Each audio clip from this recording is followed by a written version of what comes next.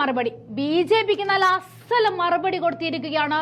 പ്രതിപക്ഷമോ കോടതിയോ അല്ല, സ്വന്തം പാർട്ടി നേതാവ് തന്നെ, അതും ബി.ജെ.പി ടിക്കറ്റിൽ നിലവിൽ MP ആയിരിക്കുന്ന ആള് തന്നെ ഓർക്കുമ്പോൾ ബി.ജെ.പിയുടെ അവസ്ഥ മുമ്പത്തേതിലേക്കും താഴേക്ക് വീഴുകയാണ്.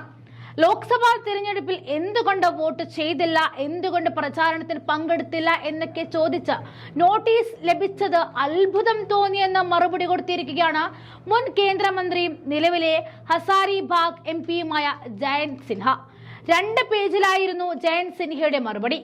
എന്തുകൊണ്ട് വോട്ട് ചെയ്തില്ല എന്ന ചോദ്യത്തിന് മറുപടിയായിട്ട് പോസ്റ്റൽ ബാലറ്റിലൂടെ താൻ വോട്ട് രേഖപ്പെടുത്തിയതായും അറിയിച്ചുകൊണ്ട് ബി.ജെ.പിയുടെ മുഖത്തടിച്ചതിന് തുല്യമായിട്ടാണ് മറുപടി നൽകിയിരിക്കുന്നത്. കൂടാതെ പാർട്ടിയുടെ തിരഞ്ഞെടുപ്പ് പ്രചാരണ പരിപാടികളിൽ താൻ പങ്കെടുക്കണമെങ്കിൽ നേതൃത്വം ബന്ധപ്പെട്ടിരിക്കണം. പാർട്ടി മുതിർന്ന നേതാക്കൾ ആരും തന്നെ പ്രചാരണ പരിപാടികൾക്ക് തന്നെ ക്ഷണിച്ചിട്ടില്ലായിരുന്നു എന്നും ജയന്ത് സിൻഹ കൂട്ടിച്ചേർത്തു. ഇതോടെ തകർന്നു വീഴുന്നത് വീമ്പ് പറഞ്ഞിറക്കിയ ബി.ജെ.പിയുടെ കാരണം കാണിക്കൽ നോട്ടീസ് ജാടയാണ്. പുറമെ ഭയങ്കര നടപടികളൊക്കെ എടുക്കുന്ന ആൾക്കാരാണെന്ന് കാണിക്കാനായി നോട്ടീസ് അയക്കൽ നാടകവും, അകമേ വേണ്ട മര്യാദകൾ പാലിക്കാതിരിക്കലും.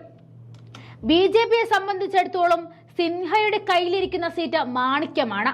കാരണം കഴിഞ്ഞ 26 വർഷങ്ങളായിട്ട് ജയന്ത് സിൻഹയുടെ അച്ഛൻ യശ്വന്ത് സിൻഹ മുതൽ ഇപ്പോ വരെ ബി.ജെ.പിക്ക് കയ്യിലായിരുന്നു ഹസാരിബാഗ്.